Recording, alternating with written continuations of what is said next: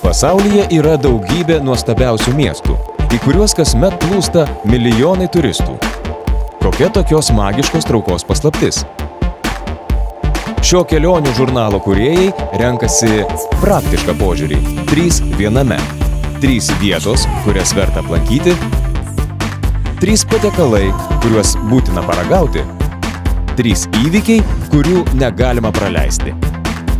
Kiekvienoje kelionių žurnalo dalyje pažintis su vienu gražuoliu miestu, jo gyventojais, istorija, tradicijomis ir renginiais.